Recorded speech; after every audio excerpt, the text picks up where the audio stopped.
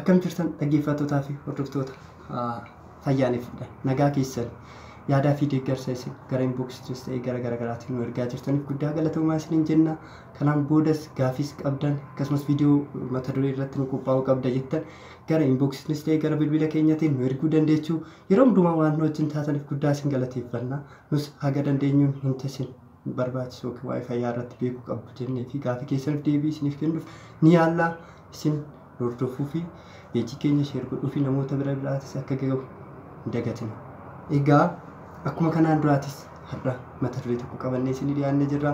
Mata dureen keenya har'aatis hir'ina dhiigaa. Egaa gara gamaatiin gara inboksiinis illee gara gaafii garaagaraatiin hir'ina dhiigaa irratti namoonni baay'een akka viidiyoon itti qophaa'u gaafatanii jirtu. Nus gaafii keessan hordofuudhaan akkasumas immoo waa'een kun namoota yaaddoo namoota baay'ee waan ta'eef akkasumas namoonni baay'een waa'ee kanaa barus kan barbaada waan jiran jennee waa'ee yaanneef har'a mata duree qabannee isin dhiyaanneera. Egaa har'a kan ilaallu qabiyyeen har'aa keenya jalqaba irratti maalummaa dhiigaa, dalagaa dhiigaa akkasumas rakkoolee dhiigaa wajjin wal qabatan ilaalla. Keessattuu hir'ina dhiigaa. Wantoonni hir'ina dhiigaa fidan maalidha? Hir'ina dhiigaa wantoota akkamiin ofirraa ittisuu dandeenya? Wantoonni immoo hir'ina dhiigaatiif nu saaxilan maal? Yaalli isaa, xaxaan isaa yookiin komplikeeshinii hir'ina dhiigaatiin walitti dhufu maal akka ta'e ilaallaa jechuudha. Egaa kallattiidhaan gara hir'ina dhiigaa seenuun dura waa'ee maalummaa dhiigaa fi akkasumas dalagaa dhiigaa ilaaluun barbaachisaadha jechuudha. Akkasumas immoo dalagaa inni maal akka ta'e eessatti akka oomishamu, erga oomishameen booda immoo eessatti akka badu kanneen ilaaluu qabnu dirqamaa jechuudha. Egaa dhiigni akkuma beektan dhiigni lubbuu nama tokkootiif baay'ee barbaachisaadha. Dhiigni tokko namni tokko dhiiga malee jiraachuu hin danda'u. Dhiigni jiraachuu qofa odoo hin ta'in dhiigni fayyaa qabeessaa fi dhiigni sirrii ta'e jiraachuu qaba jechuudha. Kanaaf dhiigni fayyaa namaatiif baay'ee murteessaadha. Lubbuun tokko dhiiraan jiraachuu qaba hin jiraatu. Isa kana qofa osoo hin ta'in dhiigni tokko fayyaa qabeessaa fi sirrii ta'uu qaba jechuudha. Baay'ina qofa osoo hin ta'in jechuudha. Egaa dhiigni qabiyyee dhiigaa bakka gurguddoo lamatti qoonnee ilaaluu ni dandeenya jechuudha. Isa kana dura dhiigni keenya tilmaamaan dhiigni nama ga'eessa tokko liitirii 5 yookiin parsantii 8 hamma ulfaatina qaama isaa ni ta'a jedhameetiin kan yaadamu jechuudha. Egaa dhiigni keenya qaama ujummoo dhiigaa keenya keessa guyyaa guyyaan sekandiidhaan kan yaa'aa ooludha jechuudha. Kunis dalagaa garagaraa qaama keenyatti dalagaa jechuudha. Dalagaalee qaama keenya keessatti dalagan keessaa tokkoon yoo isin itti himnu tokkoffaa oksijiinii gara alaatiin somba seenee qaamota sombaan ala jiran akka geejjibamu kan godhu dhiigaan. Akkasumas oksijiinii kaarboon daayooksaayidii qaamota biraa irratti oomishaman sababa meetaaboliizimoota garagaraatiif reaakshinii garagaraa nyaatisa garagaraatiin oomishaman gara alaatti gara sombaatti deebisee gara alaatti kan godhu dhiigaan geejjibameetii jechuudha. Inni biraa xuraawaa qaama keenya keessatti oomishaman kanneen akka kaarboon daayooksaayidis ta'uu ta'a, yuuriyaas ta'uu danda'a, laatik asiidis ta'uu danda'a. Kanneen alaayis akka carraa qaama keenya keessa seenanii fi xuraawaan kun gara alaatti akka ba'an kan geejjibee gara kalee fi akkasumas jiruutti kan geessu dhiigaa jechuudha. Inni biraa nyaatawwan dhangaawwan nyaataa barbaachisaa ta'an qaamota keenya keessatti qaamota keenya iddoo barbaachisaa ta'etti akka geeffamu kan godhu dhiiganii jechuudha. Egaa nyaanni keenya nyaatanii garaacha keessaa mar'imaan keessa erga xuuxameen booda gara iddoo barbaachisutti kan geeffamu dhiiganii jechuudha. Dhiigni soorata garagaraa geejjibuuf ni gargaara jechuudha. Egaa dhiigni dhukkuboota garagaraa fi infekshinii baakteeriyaa, vaayirasii akkasumas fangasootaa fi kanneen birootiin nutti darban ittisuudhaaf gahee guddaa qaba jechuudha. Dhiigni keenya dhukkuboota garagaraa irratti keessattuu seelii dhiiga adii dhukkuboota irraa ittisuudhaaf gahee guddaa qaba jechuudha. Egaa inni biraa hormoonota qaama keenya iddoo garagaraatti oomishaman fi ergaaf qabatanii gara biraatitti dalagaaf kan ergaman kan geejjiban dhiigaan. Egaa hormoonni akka beektan xannachoota garagaraatiin oomishamanii iddoo barbaachisaa ta'e kan geeffaman ergaa isaanii kan dabarsan kan godhu dhiigaa jechuudha. Egaa inni biraa dhiigni hamma ho'aa yookiin teempireecharii qaama keenyas to'achuuf ni gargaara jechuudha. Inni biraa asiidii qaama keenya keessa jiru akka waliin taanes akka gadi hin buunes kan eegaa jechuudha. Dhiignis kana keessatti gahee qabaadha jechuudha. Inni biraa ujummoolleen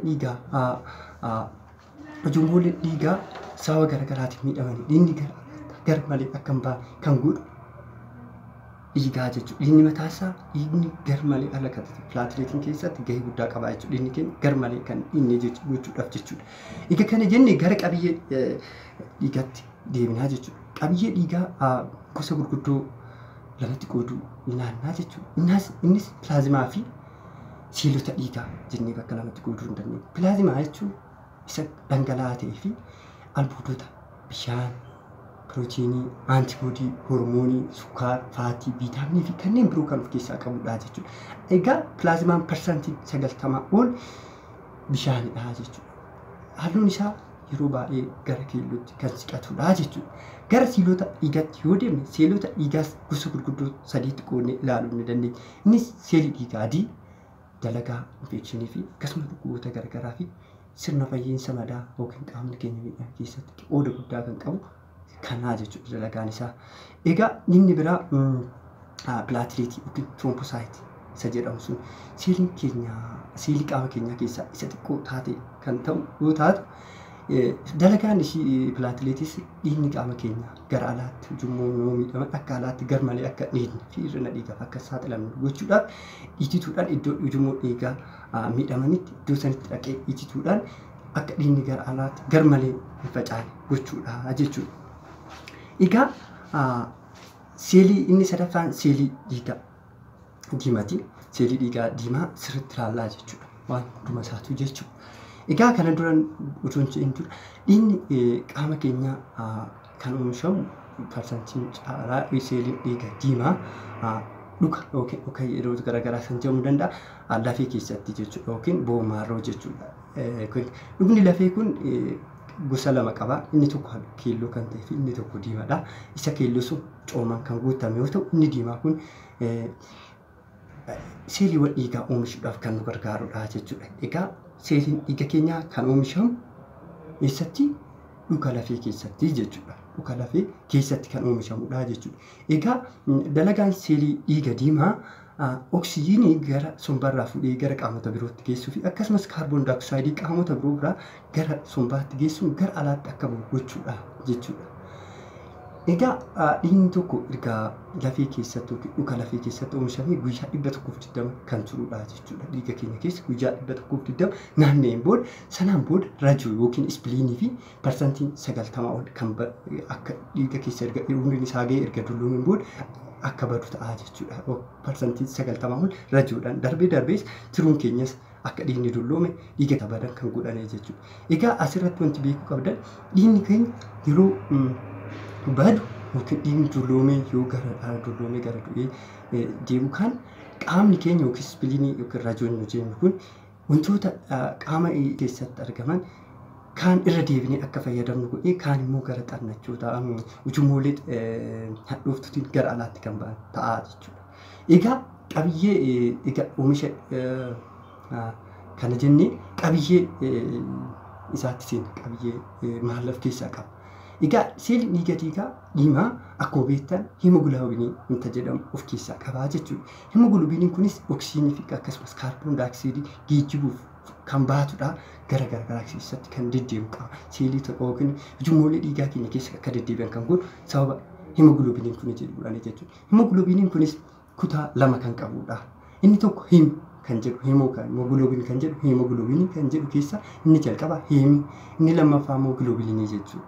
Inni himiin kun ayiranii kan of keessaa qabuu fi akkasumas pirootofooriin kan jedhaman kan of keessaa qabudha jechuudha. Akkasuma immoo giloobiiniin pirootiinidha jechuudha. Pirootiinidha jechuudha. Egaa jennee oomisha dhiigaatiif wantoonni barbaachisan maali? Dhiigni tokko oomishamuuf tokko fayyaa dhugni lafee isa diimaa ta'e sun fayya qabeessa ta'uu qaba. Akkasumas hormonoonni dhiigni akka oomishaman gahee taphatan ni jiru jechuudha. Isaanis eritiroopoyitiin hormooniin jedhamu parsantii 90 ol kan kaleen kan lakkifamu. Akkasumas immoo parsantiin gara 10 tiruudhaan kan gallakkifamu yoo ta'u innis dhiigni keenya akka oomishamu kan to'atu hormoonii kanaa jechuudha. Eritiroopoyitiin hormoonii jedhamudha kanaanii jechuudha. Akkaataan to'annaa hormoonii kanaatis yeroo dhiigni qaama keenya keessatti kan hir'atu ta'e hammi oksijiinii ujummoo dhiigaa keessa jiru waan hir'atuuf kanaaf deebii kennuudhaaf kaleen keenya dhiigni garasitti oksijiinii qabiyyee qabiyyeen oksijiinii gara kalee deemu kan irratti ta'e kanaaf jecha hormooniin kun gara kaleetirraa gallakkifamaa jechuudha. Hormooniin kun eritiroopoolitiin. Eritiroopoolitiin hormooniin jedhamu kun gara kaleetirraa gallakkifame gara dhuka lafee deemu dhuka lafee diimaa kana bira deemee dhiigni keenya akka oomishamu godhaa jechuudha. Yeroo baay'ee dhiigni keenya yeroo hanqinni dhiigaa jiru akka baay'inaan oomishamu godhama. Yeroo immoo dhiirri keenya hanqinni dhiigaa hin jiraanne kan ta'u ta'e dhiigni gara guyyaa guyyaadhaan inni oomishamaa garuu hammi isaa yeroo hir'inni dhiigaa jiraachuu fi yeroo hir'inni dhiigaa hin jiraanne garaagarummaa qaba jechuudha. Yeroo hir'inni dhiigaa qaamaa jiraatu akka baay'inaan oomishamu ta'a. Yeroo kaan jiddu galeessaan kan oomishamudha jechuudha. Kan hundaa kan gahee taphatu hormoonii eritiroopoolitiin jedhamu kanaa jechuudha. Egaa kan hundumaa beekuun baay'ee barbaachisaadha. Inni biraa hormooniin kanneen kalee hormooniin kaleerraa gallakkifamu kunis akka barbaachisu ta'e erga dubbanneen booda fayyaa qabeessummaa kan lafee barbaachisaadha dhiiga keenyaaf erga jenneen booda inni biraa wantoonni barbaachisan hin jiru. Nuutiriyentii yookiin maddeen soorataa garaagaraa yookiin qabiyyee wantoonni dhiigni kun oomisha qaama keenyaaf akka oomishamu gochuu keessatti gahee qaban hin jiraa jechuudha. Dhangaaleen nyaataa yookiin nuutiriyentii jedhaman jechuudha. Isaan keessaa ayiraniidha. Akkuma isin jedhe kutaa himii keessaa ayiraniin isa tokkodha. Inni biraa viitaaminoota garaagaraa viitaaminii B17 B12 kan jedhu akkasumas immoo fooliik asiid kan jedhaman ni gargaaru jechuudha. Egaa kanneen barbaachisaa jechuudha. Inni walumaa galatti fayya qabeessummaa dhuka lafee barbaachisaadha. Hormoonii eritiroopoolitiin kaleerraa gallakkifamuun barbaachisaadha. Wantoonni dhiiga oomisha dhiigaa barbaachisan kan akka ayiranii, fooliik asiidii, viitaaminii B12 yookiin B12 kan jedhamu kun barbaachisaadha jechuudha. Kanneen yoo jiraate oomishni dhiigaa gahaa ta'ee fi sirrii ta'e jiraachuu danda'a jechuudha.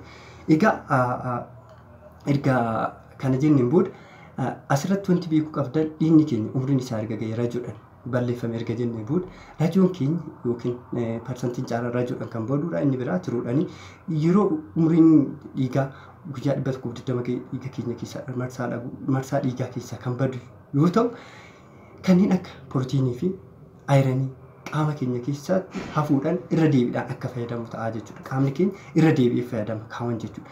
Inni biraa kaafteen biraa gara ujummoolee hadhooftuutiin gara alaatti kan bu'u godhaa jechuudha. Kunis maalidhaa akka qusatamu godhaa jechuudha. Ayiraniin qaama keenyatti akka gara alaatti hin baanne akka godhuu fi akkasumas pirootiiniin gara alaatti akka hin baanne gochuudhaan akka qaamni keenya irra deebi'ee akka fayyadamu godhaa jechuudha.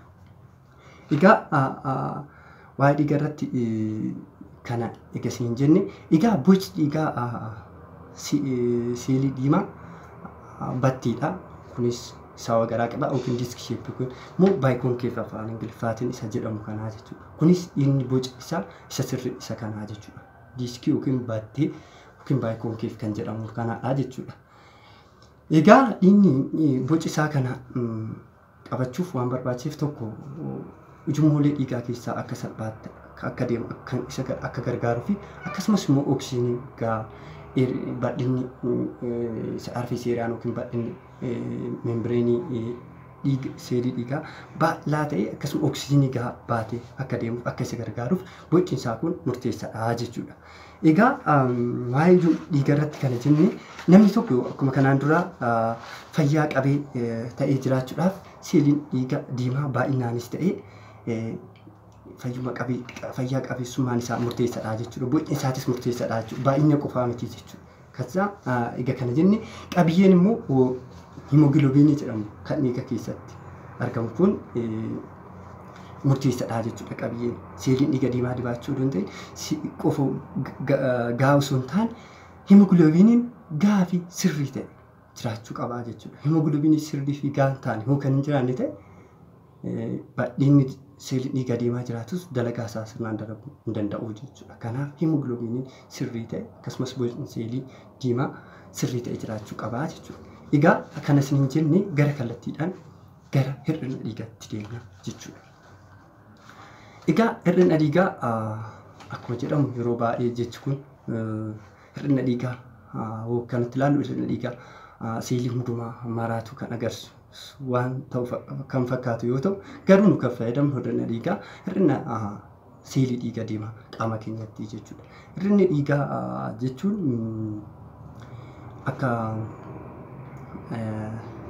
hiikkaan isaa jechuudha.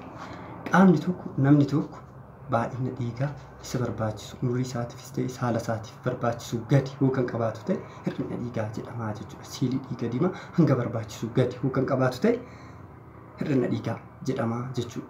Kana jechuunis hammi dhiigaa nama tokko keessa nama ga'eessa tokko keessas ta'e daa'imman keessa jiru umuriidhaan saalaan garaagarummaa qaba jechuudha. Yeroo baay'ee dubartoonni hamma siilii dhiiga diimaa gadaanaa ta'e qabu dhiironni immoo hamma isaan dubartoota irra caalu qabaatu jechuudha. Kanaaf hiikaa dhiigaa saala irratti umurii irrattis ni hundaa'a jechuudha. Egaa hir'ina dhiigaa jechuun nama geessaa tokkoof akka laaboraatooriitti kan beekuu dandeenyu hamma dhiigaa dhiiraaf giraam per deesiliitirii 13 gadi yoo ta'e hir'inni dhiigaa ni jira jennaa jechuudha. Dubartootaaf immoo giraam deesiliitirii 12 gadi yoo kan ta'u ta'e hir'inni dhiigaa hin jira jechuudha. Dubartootaaf jechuudha. Kanaa jechuudha kan fayyadamnu jechuudha. Egaa hir'ina dhiigatiif kanaa kan jennu jechuudha. Saala irratti umurii irratti kan hundaa'udha jechuudha. Kan immoo qorannoo laaboraatooriitiin kan beekuu dandeenyuu fi mallattoolee garaagaraatirraa agarsiisu akka itti gargaaramnu gochuu danda'a jechuudha. Egaa hagana jennee sababoota gurguddoon immoo hir'ina dhiigatiif nu saaxiluu danda'an jiru jechuudha. Sababoota gurguddoo jechuudha. Sababoota gurguddoo kanas iddoo sadeetti qoonnee ilaaluu ni dandeenya. Sababoota hir'ina dhiigatiif nu saaxilan. Tokkoffaa hammi dhiigaa oomishamu qaama keenya irratti gahaa ta'uu dhabu. Dhiigni keenya hin oomishamaa jenna. Hammi dhiigaa sun oomishamu sun yoo gahaa kan hin taane ta'e hir'ina dhiigatiif nu saaxiluu danda'a jechuudha. Inni biraa sababa dhiiguti. Dhiigni keenya gama alaatittis yoo ta'e gama keessatti yookiin iddoo duwwaan qaama gara keessaa keessa jiru jechuudha. Peeritooniyaal kaavitii yookiin biroo iddoo baay'ee jechuudha. Gara garaa keessattis ta'e gara laphee keenya keessa iddoon duwwaan jiru jiru. Dhiigni garasittis gadi yaa'u yookiin dhangala'u hir'ina dhiigatiif nu saaxiluu danda'a. Inni lammaffaa hir'ina dhiiguu dhiigaa gara keessattis yookiin gara alaatittis jechuudha. Inni biraa umriin dhiigaa wantoota akka gaabbatan godhe umriin dhiigaa guyyaa 120 jiraata jennee jirraa miti. Kanaaf sababoota garaagaraatiin umriin dhiigaa guyyaa 120 kana gadi yoo ta'e fakkeenyaaf guyyaa 20 guyyaa 30 guyyaa 40 guyyaa 50 kan turu yoo ta'e kunis dafee dhiigni qaama keenya keessa akka badu waan ta'uuf hir'ina dhiigaatiin nu saaxiluu danda'a jechuudha. Kana jechuun hammi dhiigaa yoo baduu fi hammi dhiigaa bakka bu'u yoo waliin madaalledha jechuudha. Kan madaallete hammi dhiigaa oomishamuu fi hammi dhiigaa umriin isaa ga'e dulloomee baduutti yoo kan waliin madaalle ta'e hir'ina dhiigatiif nu saaxiluu danda'a jechuudha. Egaa sababoota gurguddoo sadii isiniin jennee jira. Sababoota akka ifa isinii ta'uudhaaf sababoota gurguddoo kan inni tokkoon tokkoon ilaallu. Fakkeenyaaf tokkoffaa irratti akkuma kana isin duri sababoota siilii dhiiga diimaa akka baay'inaan oomishamu yookiin gahaa ta'e akka barbaachisu gadi akka oomishamu kan godhan maalidha isaan ni ilaallaa jechuudha. Akkuma isin jedhe siilii dhiigaa sababa tokko keessaa hammi dhiigaa oomishamu gahaa ta'uu dhabu. Wantoonni immoo siilii dhiiga diimaa hanga barbaachisu gadi akka oomishaman godhan maal akka ta'e ni ilaallaa jechuudha. Tokkoffaa wantoonni dhiiga oomisha siilii dhiiga diimaatiif barbaachisan kan hin jirre yookiin hanqina kan qaban yookiin hir'ina kan qaban yoo ta'e fakkeenyaaf ayiranii ni barbaachisanneerra, fooliik asiidii ni barbaachisanneerra, viitaaminii B12 yookiin B12 ni barbaachisanne akkasumas pirootiiniin garaagaraa ni barbaachisanneerra. Namni tokko nyaata ayiranii gahaa of keessaa qabu yoo kan nyaatu ta'e fooliik asiidii gahaa qabni kan nyaatu ta'e akkasumas viitaaminii B12 gahaa kan qabni kan nyaatu ta'e akkasumas hanqina nyaataa pirootiinii garaagaraatiif nama saaxilan yoo ta'e hir'ina dhiigaatiif saaxilamuu danda'u jechuudha namoonni kunniin jechuudha. Kanaaf wantoonni dhiigaaf barbaachisan kan hin jiraanne yoo ta'e hir'ina dhiigaatiif saaxilamuu dandeenya jechuudha. Inni biraa dhukkuboota kalee wajjin wal qabatan kalee keenya keessatti hormoonii dhiigni akka oomishamu kun kaleerraa maddaa jennee jirra. Kanaaf yoo dhiigni keenya oomishamuudhaaf hormooniin kun jiraachuu qaba. Rakkoolee kalee yeroo dheeraaf turan akka hormooniin kun kaleerraa oomishnan gochuu danda'u jechuudha. Hormooniin kun hin jiraanne dhiigni gahaan oomishamuu hin danda'u jechuudha. Kanaaf rakkoolee kalee yeroo dheeraa akka dhiigni keenya hin oomishamne hir'ina qaamaaf nu saaxiluu danda'u jechuudha. Sababa hormoonii eritiroopoietiin jedhamu kun hin jiraanneef sirna kaleetiif nu saaxiluu danda'u jechuudha.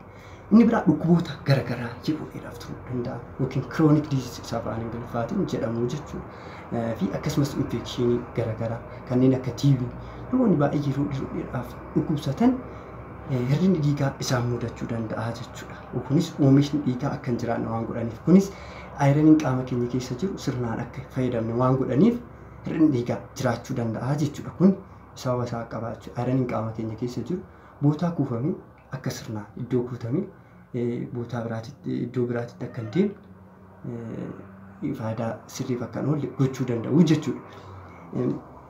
Egaa kana sadeen sin jennu tokkoffaan wantoonni barbaachisan wantoonni oomisha dhiigaa barbaachisan hanqachuu dhukkuba kalee yeroo dheeraa dhukkuboota kaleen ala jiran kan yeroo dheeraaf namarra turanii fi infekshinii yeroo dheeraaf nama turan HIVs ta'uu danda'a TBs ta'uu danda'a kanneen biroo. Inni biraa egaa hir'ina dhiigaatiif rakkoolee kanneen nu saaxiluu danda'u jechuudha. Rakkoolee kanaaf nu saaxiluu danda'u. Egaa inni arfaffaan akka dhiigni keenya baay'inaan oomishamne wantoonni gochuu danda'an sababoota dhuka lafee yookiin dhukkuba dhuka lafee wajjin kan wal qabachuu danda'u. Kana amma iddoon inni keenya itti oomishamu dhuka lafee isa diimaa ta'e jennee jirra. Inni sun rakkoo garaagaraatiin miidhaan kan irra gahuu fi yookiin dhukkuba garaagaraatiin kan qabamu yoo ta'e oomishni dhiigaa gahaa hin taane akka oomishne godhaa jechuudha. Egaa sababoota garaagaraatiin dhukni lafee keenyaa dhiigni gahaa ta'e akka oomishne gochuu danda'a jechuudha. Kunis dhukkuboota dhuka lafee keenya irra geessisuun iddoon yookiin iddoon dhiigni keenya itti oomishamu seelota garaagaraatiin guutamuu danda'a yookiin seelota akka kaanseriin garaagaraa garasitti deemanii bootaa seeliin kun seeliin dhuka lafee keessa jiran kun akka iddoon qabanne gochuu danda'a. Akkasumas immoo dhukkubni garaagaraa kan matuma dhuka lafee miidhan jiraachuu danda'u jechuudha. Isa kanneen gochuu danda'u jechuudha. Egaa kana jennee wantoota dhiigni qaama keenyaa akka sirriitti oomishuu hin dandeenye godhan keessaa kanneen arfan ilaallee jirra. Tokkoffaan wantoonni dhiigaa barbaachisan dhukkuboota kaleen ala jiran yeroo dheeraaf turan akkasumas immoo dhukkuboota dhuka lafee wajjin wal qabatan kalee dhuka lafee keenyaawwan kunniin oomishni dhiigaa gahaa akka hin taane gochuu danda'u jechuudha.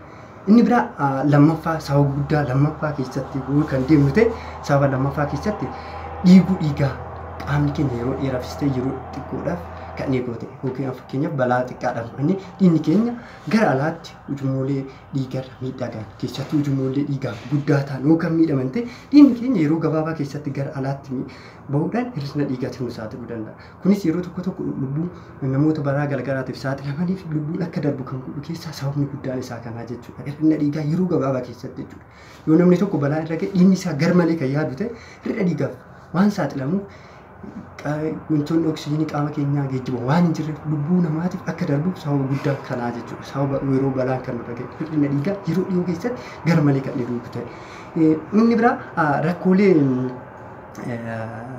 rakkoolee garaacha keenya wajjin garaacha mar'inaa akkasumas kanneen wal qabatan akkasumas garaachi keenya yeroo baay'ee yooma kan madaa'u ta'e yookiin dhukkuba garaachaa jiraachuu danda'a. Mar'inaan keenyas dhukkuba raammoo garaagaraatiin achi jiran madeessan dhiigni keenya yeroo yeroodhaan inni xiqqoo ta'e gara alaatti akka kan ba'u yoo kan godhu ta'e inni sun yeroo dheerarra waan turuuf amma ayiraniin qaama keenyattis wantoonni dhiiga keenya deebisanii fayyadaman gara alaatti waan ba'aniif kun akka ayiraniin qaama keenyas dhiigni qaama keenyas wantoonni dhiiga barbaachisan gara alaatti yeroo dheeraadhaaf kan dhiigan yoo ta'e sababa hir'ina dhiigaa nutti fiduu danda'u jechuudha. Inni biraa marsaa laguu yeroo dheeraa nurra ture fakkeenyaaf marsaa laguu yeroo dheeraa yookiin guyyaa torbaa ol akkuma isin beektan guyyaa 2 hanga 8 yookiin 7 marsaan laguu kan namarra turudha. Yeroo tokko dubartoota irratti guyyaa 7 olis turuu danda'a. Akkasumas immoo guyyaa kanneen jidduutti hangi baay'ina dhiigaa baay'ee yoo ta'e kunis hir'ina dhiigaatiin nu saaxiluu danda'a. Inni biraa immoo gidduutti marsaan laguu yeroo fakkeenyaaf yeroo gidduutti kan dhiigu yoo ta'e amma har'a ji'a 6 kan deemu isa jidduutti odoo ji'an guutiin kan dafee kan irra deebi'u ta'e kunis hir'ina dhiigaa nutti fiduu danda'a jechuudha. Inni biraa yaa'u sababa miidhambii qaama keenya alaa nurra gahuu danda'udha. Egaa sababoota gurguddoo lamaan isin tarreessinana inni sababoota gurguddoo sadaffaan akkuma kanaan dura isin jedhe jalqaba irratti umriin seelii dhiiga diimaa gabaabbachuu yookiin akka gabaabbatu ta'u umriin dhiigaa seelii dhiiga keenyaa kan jiraatu guyyaa 120 saniin jenneera. Wantoonni umriin dhiiga keenyaa wantoota garaagaraati umriin qaama dhiiga keenyaa dhiiga diimaa akka gabaabbatu godhan jiru jechuudha. Isaan ilaallaa jechuudha. Tokkoffaan caasaalee himogiloobiinii sirriin ta'an yookaan immoo ta'e wantoonni yookiin akka dabalataatti wanti caasaa isaa keessaa kan sirriin ta'an yookaan qabaatu ta'e keessattuu pirootiinii qaama isaa keessa himogiloobiinii yookaan kan sirriin taane ta'e umriin isaa akka gabaabbatu gochuu danda'a. Fakkeenyaaf siikilsee anemiyaa wanti jedhamu jechuudha jira jechuudha. Kanaaf yoo caasaan himogiloobiinii kun sirriin ta'an tokko oksijiinii gahaa akka hin baanne godha. Lammaffaan bocni isaa sirrii akka hin taanee fi akka salphaatti umriin isaa akka gabaabbatu godha. Inni biraa boca seelii dhiiga diimaa. Bocni seelii dhiiga keenyaa battee yookiin diiskii yookiin baayikoonkeefisa jedhamu saniina jennee jira. Yoo akka tasaa ta'e kana ala kan akka geengoo isfeerii ta'u kan ta'u yoo ta'e akka salphaatti ujummoolee dhiigaa keessa waan darbuu hin dandeenyeef ujummoolee dhiiga keessatti duudhaan umriin isaa akka gabaabbatu gochuu danda'a jechuudha. Dalagaa isaa sirnaan dalaguu hin danda'u. Oksijiinii gaas baatee waan hin dandeenyeef gaas waan hin baanneef umriin isaa akka gabaabbachuu gochuu danda'a jechuudha. Inni biraa qorichoonni garaagaraa fayyadamuun dhiiga keenya irratti kan umriin akka gabaabbachuu gochuu danda'u jechuudha. Egaa kanarratti qorichoonni fudhannu tokko isa rakkoolee gosa tokkoffaa dhiigni akka oomishamne gochuullee ni danda'u jechuudha. Qorichoonni tokko dhiigni gahaan akka ta'e dhuka lafee keenya irratti illee dhiibbaa gochuudhaan dhiigni akka oomishame gochuu danda'u. Inni biraa immoo dhiigni erga oomishamee booda umriin dhiigaa akka gabaabbachuu gochuu danda'u jechuudha. Kanaaf qorichi tokko fudhannu gorsa ogeessa yaalaa hordofuun barbaachisaadhaa fi rakkoolee jiran hubachuunis barbaachisaadha jechuudha. Inni biraa qaama ittisa qaama keenya yookiin immuunitii jedhu yeroo baay'ee qaamni ittisa keenya wantoota alaa gara keenyatti dhufan itti nurraa ittisuudhaaf kanneen akka baakteeriyaa, vaayirasii, fangasii fi kanneen biroo dhukkuba nurraa fidan jarmoota gama biraatti dhufan ittisuudhaaf kan nu gargaaru. Yeroo tokko qaamni ittisaa keenya seelii dhiiga keenyaan loluudhaan seelii dhiiga keenya akka du'atu yoomiin hemooliitik aneemiyaa wanni jedhamu jira jechuudha. Inni sun qaamni ittisaa keenya qaama keenyaan loluudhaan jechuudha. Kunis sababoota garaagaraa qabaachuu danda'a.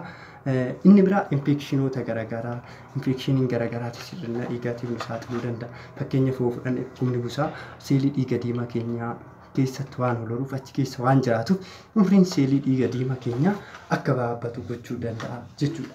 Egaa sadeen gurguddoon kanaa jechuudha.